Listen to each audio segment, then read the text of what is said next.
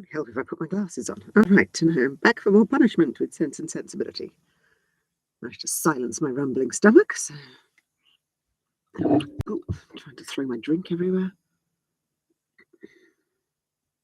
Okay. Chapter 26. Eleanor could not find herself in the carriage with Mrs. Jennings, beginning a journey to London. I'm just going to restart that and try it again. Chapter 26. Eleanor could not find herself in the carriage with Mrs. Jennings, and beginning a journey to London under her protection and as her guest, without wondering at her own situation, so short had their acquaintance with the lady been, so wholly unsuited were they in age and disposition, and so many had been her objections against such a measure only a few days before. But these objections had all, with that happy ardour of youth which Marianne and her mother equally shared, been overcome or overlooked, and Eleanor, in spite of every occasional doubt of Willoughby's constancy, could not witness the rapture. Okay, that was ridiculously long. That was almost a minute. I'm not going back to the beginning. We're going to see if we can restart it at that comma splice. It should be fine because enough of a gap there. It's got to be about a third of a second gap, or I've got no hope of restarting it in the same place. I'd left a slightly longer gap because that was actually a semicolon rather than a comma. So, out of Willoughby's constancy, could not witness the rapture of delightful expectation which filled the whole soul and beamed in the eyes of Marianne, without feeling how blank was her own prospect, how cheerless her own state of mind in the comparison, and how gladly she would engage in the solicitude of Marianne's situation to have the same animating object in view, the same possibility of hope. A very short time, however, must now decide what Willoughby's intentions were. In all probability, he was already in town. Marianne's eagerness to be gone declared her dependence on finding him there, and Eleanor was resolved not only upon gaining every new light as to his character, which her own observation or the intelligence of others could give her, but likewise upon watching his behaviour to her sister with such zealous attention as to ascertain what he was and what he meant before many meetings had taken place. Should the result of her observations be unfavourable, she was determined at all events to open the eyes of her sister. Should it be otherwise, her exertions would be of a different nature. She must then learn to avoid every selfish comparison, and banish every regret which might lessen her satisfaction in the happiness of Marianne. They were 3 days on their journey, and Marianne's behaviour as they travelled was a happy specimen of what future complaisance and companionableness to Mrs. Jennings might be expected to be.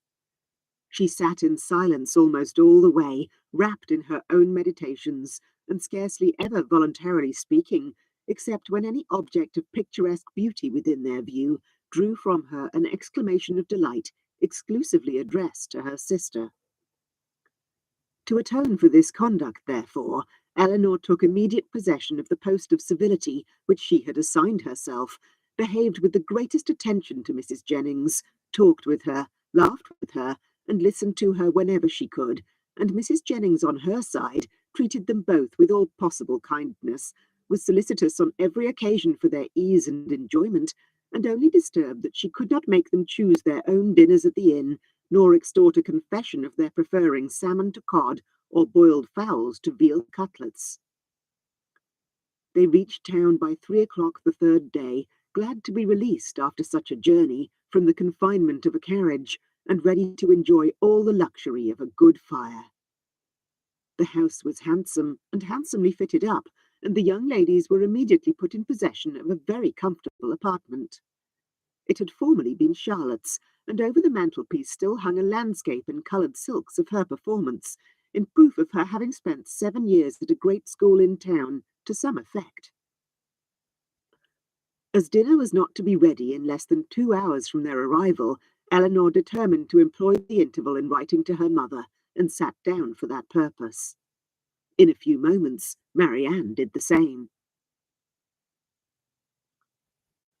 replied Marianne, hastily, and as if wishing to avoid any farther inquiry.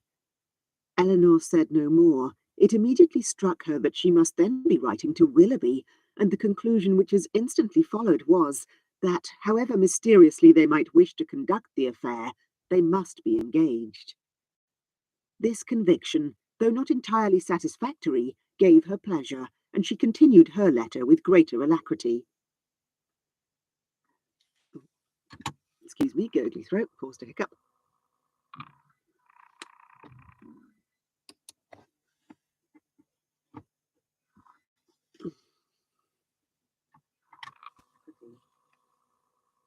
Marianne's was finished in a very few minutes. In length it could be no more than a note. It was then folded up, sealed, and directed with eager rapidity. Eleanor thought she could distinguish a large get that letter conveyed for her to the two-penny post. This decided the matter at once. Her spirits still continued very high, but there was a flutter in them which prevented their giving much pleasure to her sister, and this agitation increased as the evening drew on. She could scarcely eat any dinner, and to Eleanor that Mrs. Jennings, by being much engaged in her own room, could see little of what was passing.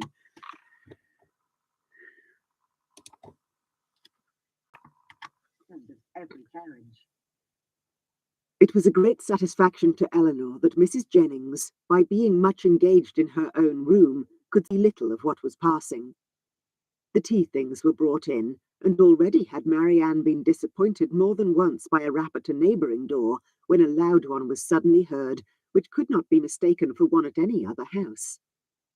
Eleanor felt secure of its announcing Willoughby's approach, and Marianne, starting up, moved towards the door. Everything was silent. This could not be borne many seconds. She opened the door, advanced a few steps towards the stairs, and after listening half a minute, returned into the room in all the agitation. Moved towards the door. Everything was silent. This could not be borne many seconds. She opened the door, advanced a few steps towards the stairs, and after listening half a minute, returned into the room in all the agitation which a conviction of having heard him would naturally produce.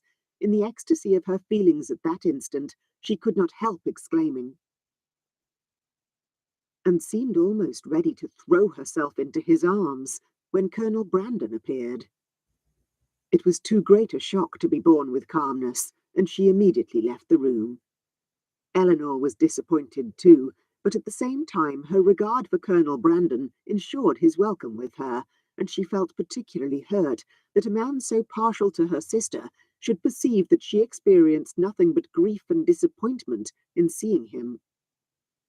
She instantly saw that it was not unnoticed by him, that he even observed Marianne as she quitted the room with such astonishment and concern as hardly left him the recollection of what civility demanded towards herself. Eleanor answered in some distress that she was, and then talked of headaches, low spirits, and over-fatigues, and of everything to which she could decently attribute her sister's behaviour, journey, and the friends they had left behind.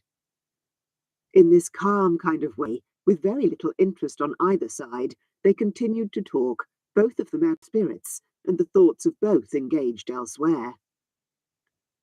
Eleanor wished after his rival, and at length, by way of saying something, she asked if he had been in London ever since she had seen him last. He replied, with some embarrassment. This, and the manner in which it was said, immediately brought back to her remembrance all the circumstances of his quitting that place, with the unease and suspicions they had caused to Mrs. Jennings, and she was fearful that her question had implied much more curiosity on the subject than she had ever felt. Mrs. Jennings soon came in. He replied with his customary mildness to all her inquiries, but without satisfying her in any.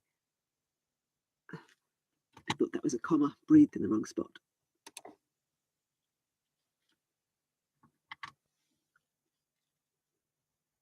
He replied with his customary mildness to all her inquiries, but without satisfying her in any. Eleanor now began to make the tea, and Marianne was obliged to appear again. After her entrance, Colonel Brandon became more thoughtful and silent than he had been before, and Mrs. Jennings could not prevail on him to stay long. No other visitor appeared that evening, and the ladies were unanimous in agreeing to go early to bed. Marianne rose the next morning with recovered spirits and happy looks. The disappointment of the evening before seemed forgotten in the expectation of what was to happen that day. They had not long finished their breakfast before Mrs. Palmer's barouche stopped at the door, and in a few minutes she came laughing into the room, so delighted to see them all that it was hard to say whether she received most pleasure from meeting her mother or the Miss Dashwoods again.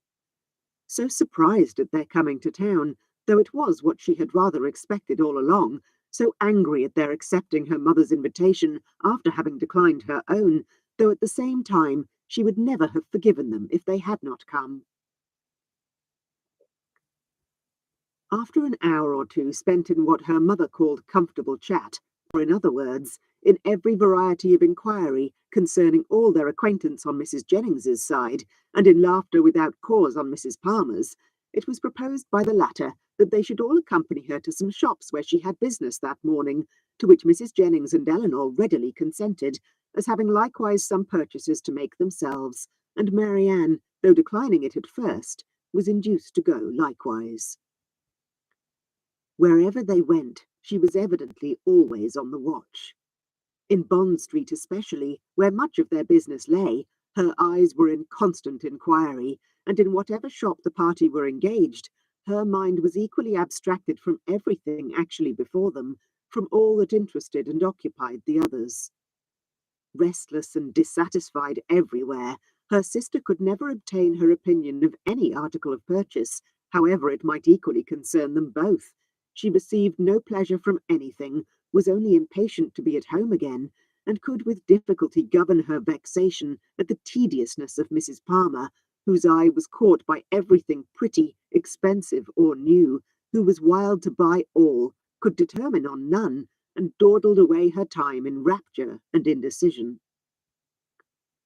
It was late in the morning before they returned home, and no sooner had they entered the house than Marianne flew eagerly upstairs, and when Eleanor followed, she found her turning from the table with a sorrowful countenance, which declared that no Willoughby had been there. Said she to the footman, who then entered with the parcels. She was answered in the negative. The man replied that none had. Said she, in a low and disappointed voice, as she turned away to the window. Repeated Eleanor within herself, regarding her sister with uneasiness. She determined, after some consideration, that if appearances continued many days longer,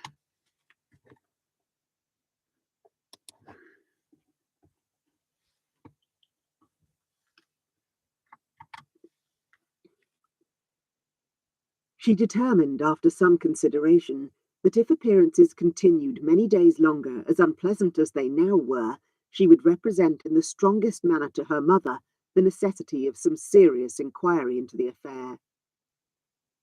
Mrs. Palmer and two elderly ladies of Mrs. Jennings's intimate acquaintance, whom she had met and invited in the morning, dined with them. The former left them soon after tea to fulfil her evening engagements, and Eleanor was obliged to assist in making a whist table for the others. Marianne was of no use on these occasions, as she would never learn the game, but though her time was therefore at her own disposal, the evening was by no means more productive of pleasure to her than to Eleanor, for it was spent in all the anxiety of expectation and the pain of disappointment. She sometimes endeavoured for a few minutes to read, but the book was soon thrown aside, and she returned to the more interesting employment of walking backwards and forwards across the room, pausing for a moment whenever she came to the window, in hopes of distinguishing the long-expected rap.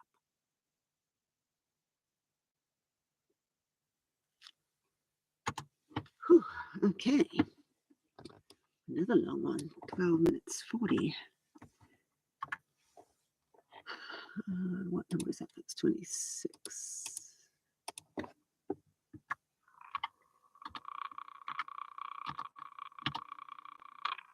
Right,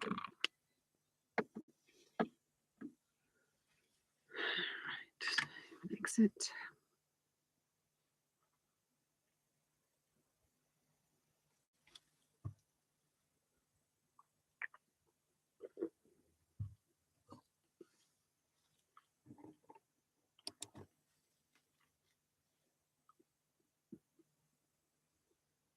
Chapter 27, said Mrs. Jennings when they met at... Blast. Something just creaked.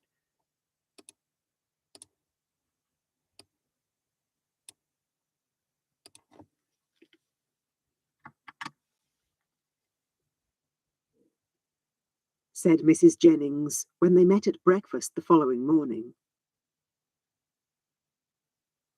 Cried Marianne in a cheerful voice, and walking to the window as she spoke to examine the day. It was a lucky recollection. All her good spirits were restored by it. She continued, as she sat down to the breakfast table with a happy countenance. With a little return of anxiety, said Eleanor, wishing to prevent Mrs. Jennings from seeing her sister's thoughts as clearly as she did. Silently conjectured Eleanor. But if she did, the letter was written and sent away with a privacy which eluded all her watchfulness to ascertain the fact. Whatever the truth of it might be, and far as Eleanor was from feeling thorough contentment. Whatever the truth of it might be, and far as Eleanor was from feeling thorough contentment about it, yet while she saw Marianne in spirits, she could not be very uncomfortable herself. And Marianne was in spirits, happy in the mildness of the weather, and still happier in her expectation of a frost. The morning was chiefly spent in leaving cards at the houses of Mrs. Jennings's acquaintance to inform them of her being in town, and Marianne was all the time busy in observing, not observing.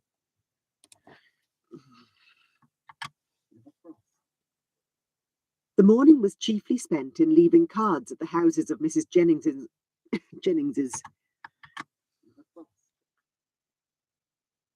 The morning was chiefly spent in leaving cards at the houses of Mrs. Jennings's acquaintance to inform them of her being in town, and Marianne was all the time busy in observing the direction of the wind, watching the variations of the sky, and imagining an alteration in the air. Eleanor was in hair.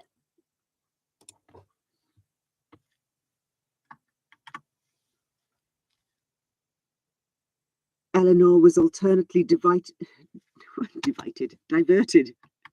Try again. Eleanor was alternately diverted and pained, but Marianne persevered, and saw every night in the brightness of the fire, and every morning in the appearance of the atmosphere, the certain symptoms of approaching frost. The Miss Dashwoods had no greater reason to be dissatisfied with Mrs. Jennings's style of living and set of acquaintance than with her behaviour to themselves, which was invariably kind. Everything in her household arrangements was conducted on the most liberal plan, and excepting a few old city friends, whom, to Lady Middleton's regret, she had never dropped, she visited no one to whom an introduction could at all discompose the feelings of her young companions. Pleased to find herself more comfortably situated in that particular than she had expected, Eleanor was very willing to compound for the want of much real enjoyment from any of their evening parties, which, whether at home or abroad, formed only for cards, could have little to amuse her. Colonel Brandon, who had a general invitation to the house, was with them almost every day. He came to look at Marianne and talk to Eleanor, who often derived more satisfaction from conversing with him than from any other daily occurrence, but who saw at the same time, which he often watched Marianne, and his spirits were certainly worse than when at Bath. About a week after their arrival, it became certain that Willoughby was also arrived. His card was on the table when they came in from the morning's drive. Eleanor, rejoiced to be assured of his being in London, now ventured to say, with the precious card. This event, while it raised the spirits of Eleanor, restored to those of her sister all, and more than all, their former agitation. No, that's not the right inflection in that sentence. Let's try again. Precious card.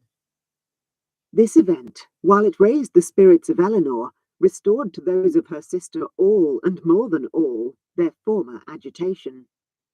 From this moment her mind was never quiet. The expectation of seeing him every hour of the day made her unfit for anything. She insisted on being left behind the next morning when the others went out. Eleanor's thoughts were full of what might be passing in Berkeley Street during their absence, but a moment's glance at her sister when they returned was enough to inform her that Willoughby had paid no second visit there. A note was just then brought in and laid on the table. Cried Marianne, stepping hastily forward. But Marianne, not convinced, took it instantly up. A short pause ensued. Eleanor, distressed by this charge of reserve in herself, which she was not at liberty to do away, knew not how, under such circumstances, to press for greater openness in Marianne. Mrs. Jennings soon appeared, and the note being given her, she read it aloud. It was from Lady Middleton, announcing their arrival in Conduit Street the night before, on John's part, and a violent cold on her own prevented their calling in Berkeley Street. The invitation was accepted, but when the hour of appointment drew near, necessary as it was in common civility to Mrs. Jennings that they should both attend her on such a visit, Eleanor had some difficulty in persuading her sister to go, for still she had seen nothing of Willoughby, and therefore was not more indisposed for amusement abroad than unwilling to Okay, try that again. Though she had seen nothing of Willoughby, and therefore was not more indisposed for amusement abroad than unwilling to run the risk of his calling again in her absence. Eleanor found, when the evening was over, that this position is not materially altered by a change of abode, for although scarcely settled in town, Sir John had contrived to collect around him nearly 20 young people, and to amuse them with a ball. This was an affair, however, of which Lady Middleton did not approve. In the country, an unpremeditated dance was very allowable, but in London, where the reputation of elegance was more important and less easily obtained, it was risking too much for the gratification of a few girls to have it known that Lady Middleton had given a small dance of 8 or 9 couple with 2 violins and a mere sideboard collation. Mr. and Mrs. Palmer were of the party, from the former, whom they had not seen before since their arrival in town, as he was careful to avoid the appearance of any attention to his mother-in-law, and therefore never came near her. They received no mark of recognition on their entrance. He looked at them slightly, without seeming to know who they were, and merely nodded to Mrs. Jennings from the other side of the room. Marianne gave one glance round the apartment as she entered. It was enough. He was not there, and she sat down, equally ill-disposed to receive or communicate pleasure. After they had been assembled about an hour, Mr. Palmer sauntered towards the Miss Dashwoods to express his surprise on seeing them in town, though Colonel Brandon had been first informed of their arrival at his house, and they had himself said something very droll on hearing that they were to come. Wait, that's not...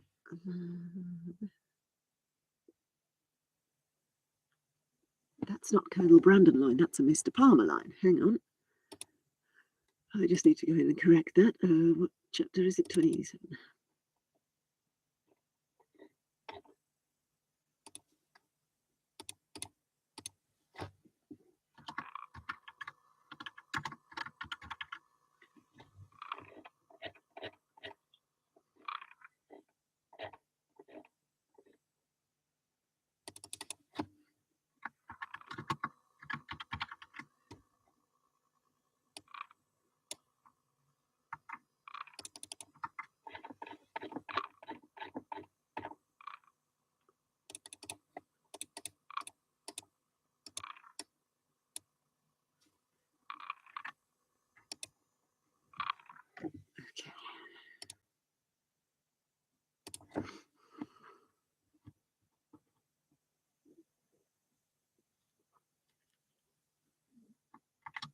on hearing that they were to come.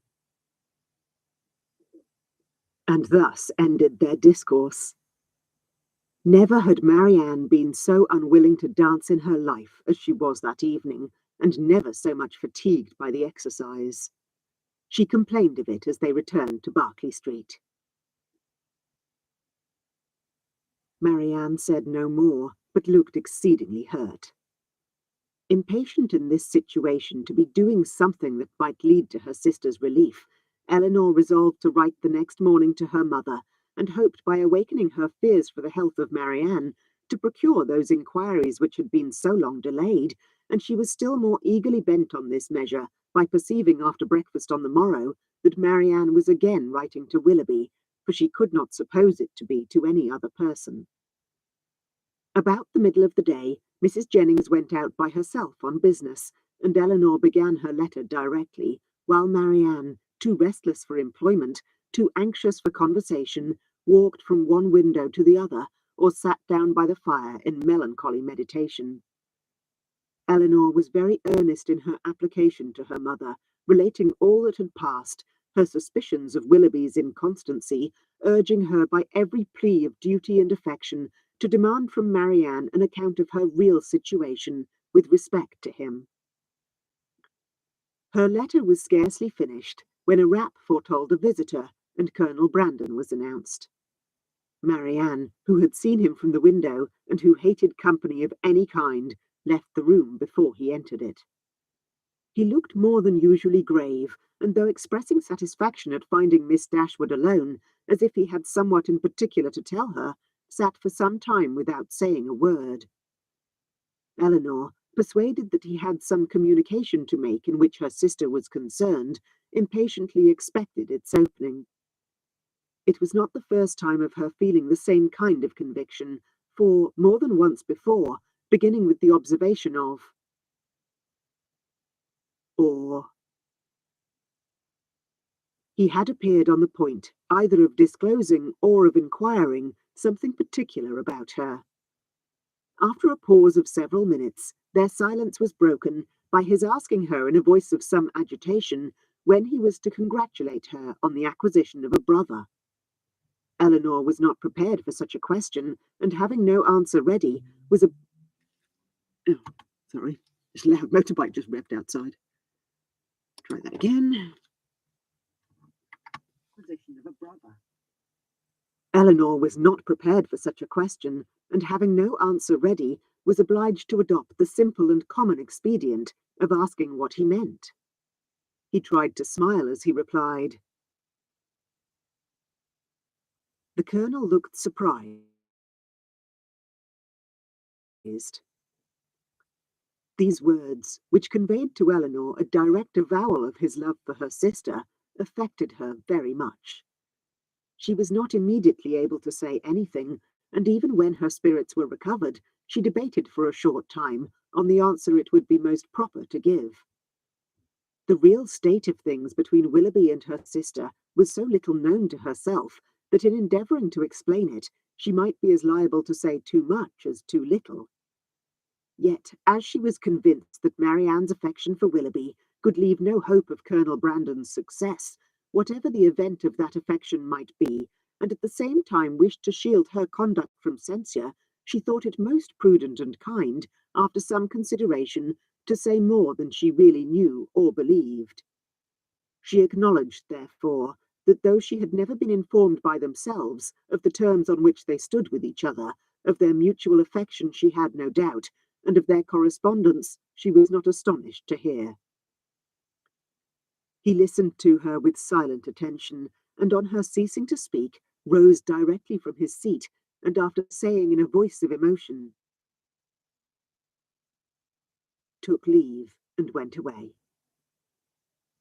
Eleanor derived no comfortable feelings from this conversation. To lessen the uneasiness of her mind,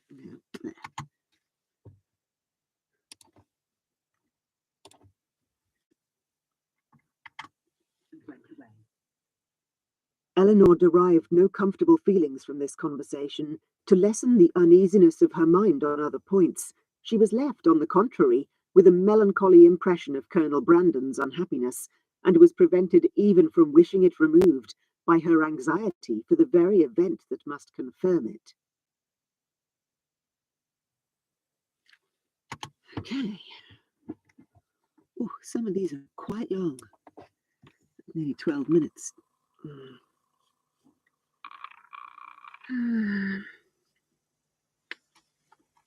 right, need to save that. 27.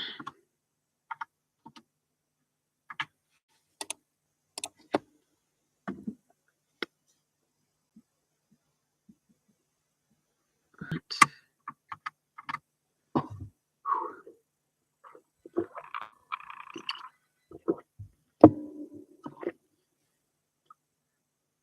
Just adding up what I've done today. 12 and 12. 24, 32, 56, 50, almost 57 minutes. That's pretty good. Get another chapter done. I'll clear the hour mark. Okay, what time is it? It's 5:15 local, so I've probably got another half an hour. Might get a couple more chapters. This one doesn't look huge. Looks like it's about 7 or 8 minutes. So let me get into it. Chapter 28. Nothing occurred during the next 3 or 4 days to make Eleanor regret what she had done in applying to her mother.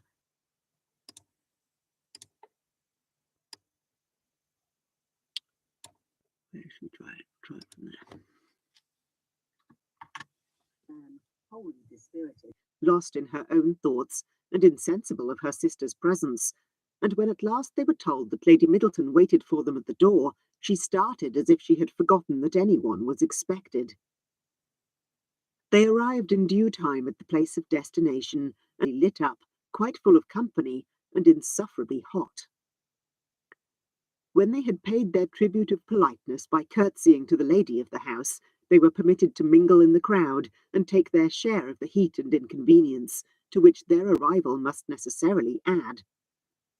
After some time spent in saying little or doing less, Lady Middleton sat down to Casino, and as Marianne was not in spirits for moving about, she and Eleanor, luckily succeeding to chairs, placed themselves at no great distance from the table. They had not remained in this manner long before Eleanor perceived Willoughby standing within a few yards of them, in earnest conversation with a very fashionable-looking young. I'm just going to have to redo that last little portion. Though he could not but see her, and then continued his discourse with the same lady. Eleanor turned involuntarily to Marianne. Eleanor turned involuntarily to Marianne to see whether it could be unobserved by her. At that moment she first perceived him, and her whole countenance glowing with sudden delight, she would have moved towards him instantly, had not her sister caught hold of her. This, however, was more than she could believe herself, and to be composed at such a moment was not only beyond the reach of Marianne, it was beyond her wish. She sat in an agony of impatience, which affected every feature. At last he turned round again, and regarded them both. She started up, and pronouncing his name in a tone of affection, held out her hand to him. He approached, and addressing himself rather to Eleanor than Marianne, as if wishing to avoid her eye, and determined not to observe her attitude, inquired in a hurried manner after Mrs. Dashwood, and asked how long they had been in town. Eleanor had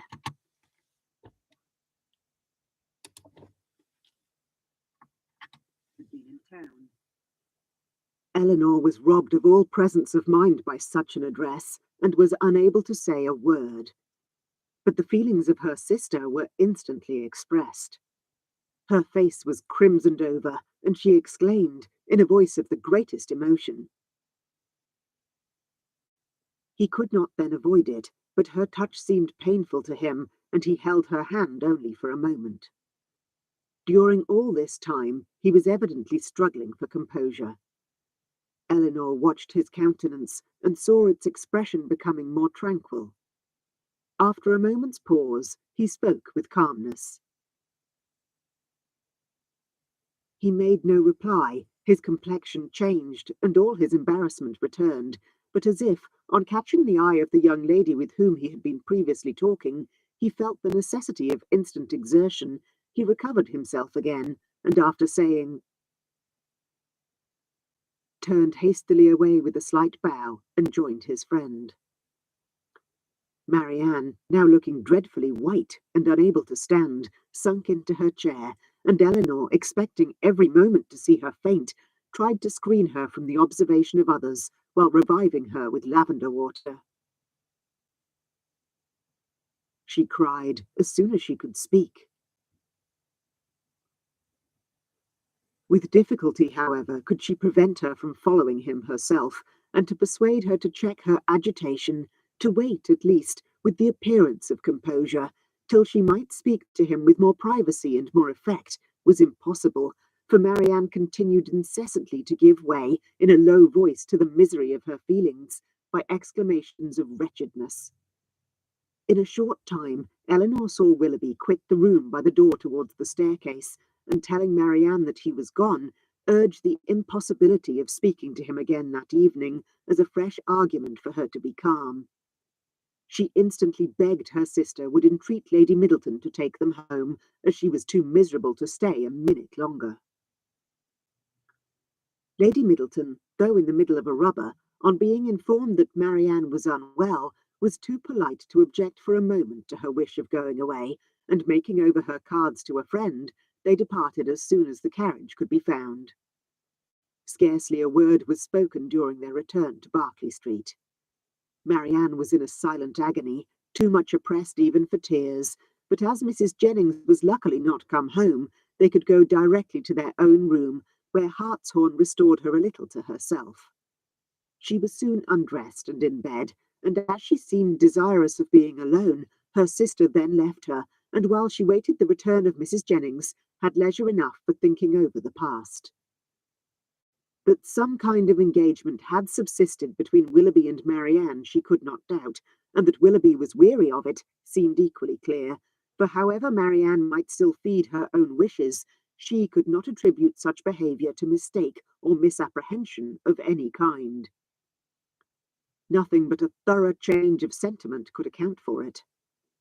Her indignation would have been still stronger than it was, had she not witnessed that embarrassment which seemed to speak a consciousness of his own misconduct, and prevented her from believing him so unprincipled as to have been sporting with the affections of her sister from the first, without any design that would bear investigation. Absence might have weakened his regard, and convenience might have determined him to overcome it, but that such a regard had formerly existed, she could not bring herself to doubt. As for Marianne, on the pangs which so unhappy a meeting must already have given her, and on those still more severe which might await her in its probable consequence, she could not reflect without the deepest concern. Her own situation gained in the comparison, for while she could esteem Edward as much as ever, however they might be divided in future, her mind might be always supported. But every circumstance that could embitter such an evil seemed uniting to heighten the misery of Marianne in a final separation from Willoughby, in an immediate and irreconcilable rupture with him.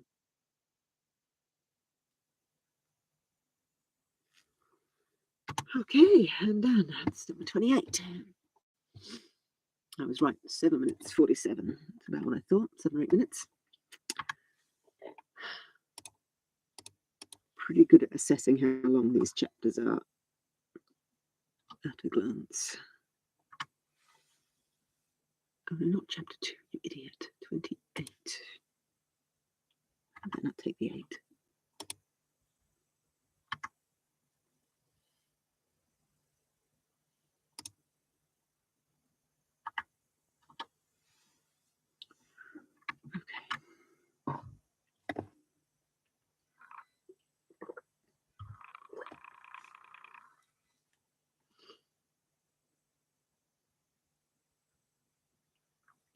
All right, I think I'm going to get one more done. I think this one's going to be about 10 minutes from the look of it, which is fine.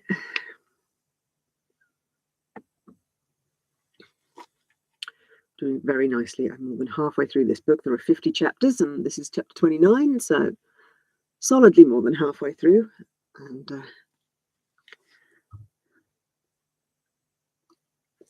I shall be done well on time, as on time being the end of May. I've got plenty of time to get it finished off.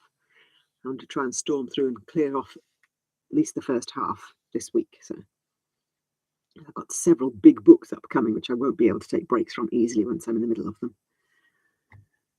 Okay. Chapter 29.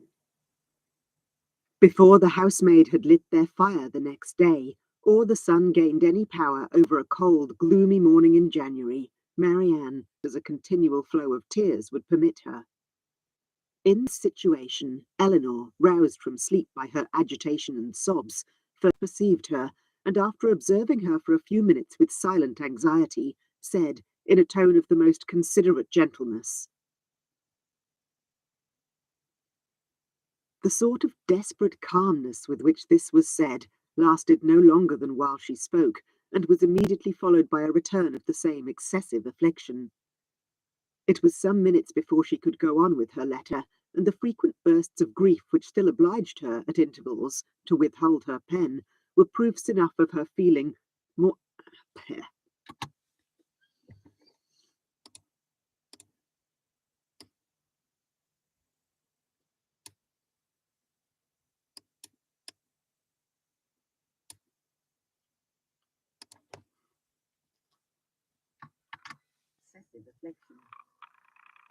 It was some minutes before she could go on with her letter, and the frequent bursts of grief which still obliged her, at intervals, to withhold her pen, were proofs enough of her feeling how more than probable it was that she was writing for the... Had not Marianne entreated her, with all the eagerness of the most nervous irritability, not to speak to her for the world? In such circumstances, it was better for both that they should not be long together, and the restless state of Marianne's mind not only prevented her from remaining in the room a moment.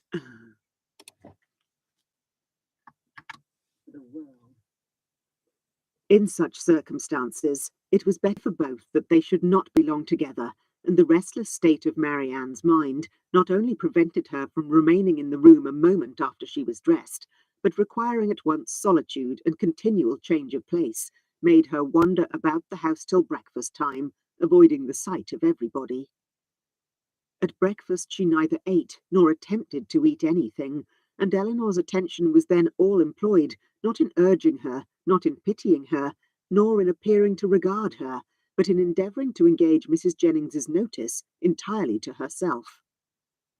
As this was a favourite meal with Mrs. Jennings, it lasted a considerable time, and they were just setting themselves, after it, round the common working table, when a letter was delivered to Marianne, which she eagerly caught from the servant, and instantly ran out of the room. Eleanor, who saw as plainly by this, as if she had seen the direction, that it must come from Willoughby, felt immediately such a sickness at heart as made her hardly able to hold up her head, and sat in such a general tremor as made her fear it impossible to escape Mrs. Jennings's notice. The good lady, however, saw only... No, that good lady.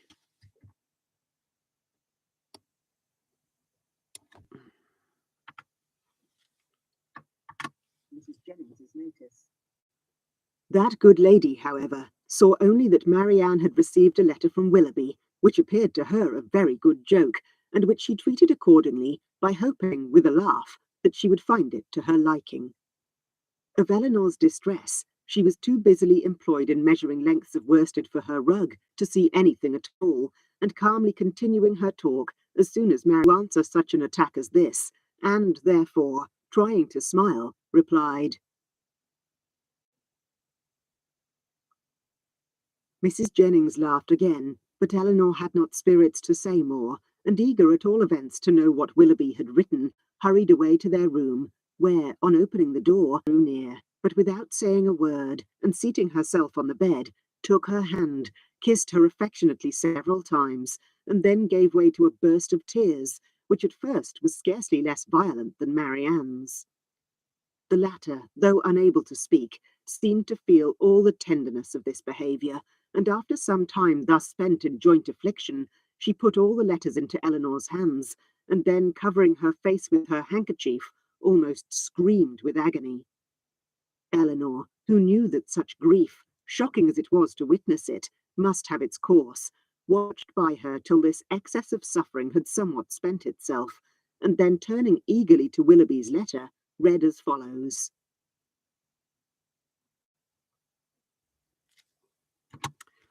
Oh, wait, that should say narrator in there. Hang on. Chapter 29.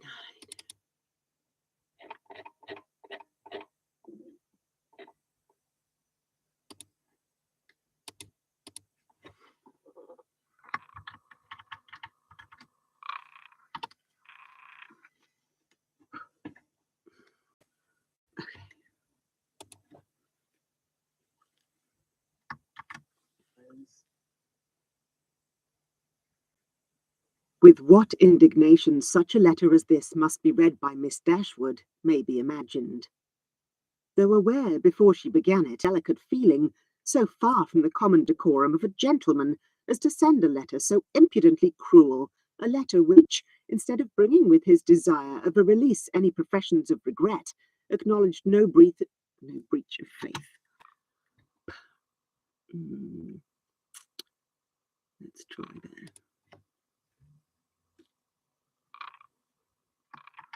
The common decorum of a gentleman, as to send a letter so impudently cruel, a letter which, instead of bringing with his desire of a release any professions of regret, acknowledged no breach of faith, denied all peculiar affection whatever, a letter of which every line was an insult, and which proclaimed its writer to be deep in hardened villainy.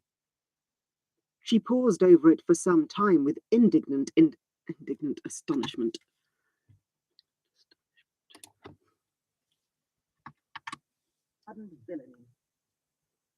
She paused over it some time with indignant astonishment, then read it again and again, but every perusal only served to increase her abhorrence of the man, and so bitter were her feelings against him that she dared not trust herself to speak, lest she might wound Marianne still deeper by treating their disengagement, not as a loss to her of any possible good, but as an escape from the worst and most irremediable of all evils, a connection for life with an unprincipled man, as a deliverance the most real, a blessing the most important. In her earnest meditation, forgot that she had 3 letters on her lap yet unread, and so entirely forgot how long she had been in the room, that when, on hearing a carriage drive up to the door, she went to the window to see who could be, with a thoroughly good-humoured concern for its cause, admitted the excuse most readily, and Eleanor, after seeing her safe off, returned to Marianne, whom she found attempting to rise from the bed, and whom she reached just in time to prevent her from falling on the floor. The consequence of all this was felt in an aching head, a weakened stomach, and a general nervous faintness. A glass of wine, which Eleanor procured for her directly, made her more comfortable, and she was at last able to express some sense of her kindness by saying, "This, as everything else would have been, was too much for Marianne, who could only exclaim in the anguish of her heart, before her voice was entirely lost in sobs. Eleanor could no longer witness this torrent of, said Eleanor solemnly. Cried Marianne wildly. Cried Marianne. Eleanor said no more, and turning again after the dance at the Middletons, was in these words. The contents of her last note to him. Go away.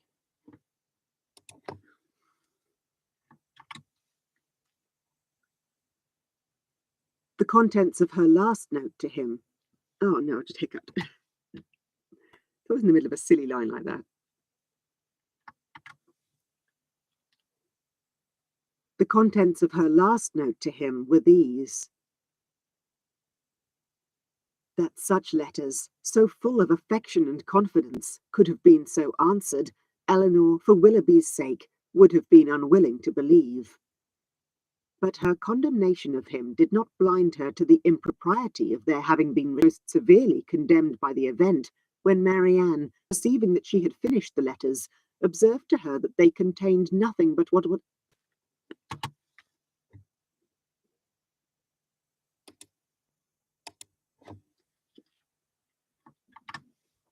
perceiving that she had finished the letters, observed to her that they contained nothing but what anyone would have written in the same situation.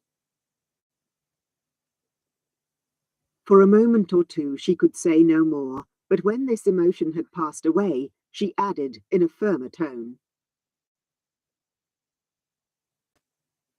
Eleanor would not contend, and only replied. Again they were both silent.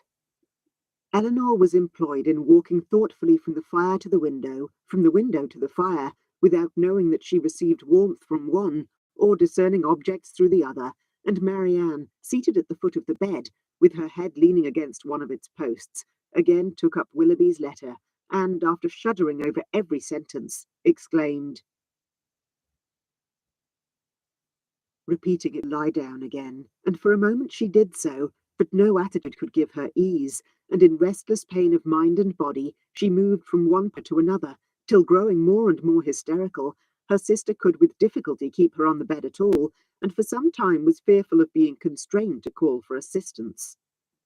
Some lavender drops, however, which she was at length persuaded to take, were of use. Like that phrasing, try it again. For assistance. Some lavender drops, however, which she was at length persuaded to take, were of use, and from that time till Mrs. Jennings returned, she continued on the bed, quiet and motionless. Okay, 11 minutes, 7. That's a pretty good day. It's about an hour and a quarter's worth of recording I've got down today. 8 chapters, I think. Done very nicely. I'm very happy with that because some of them were quite long.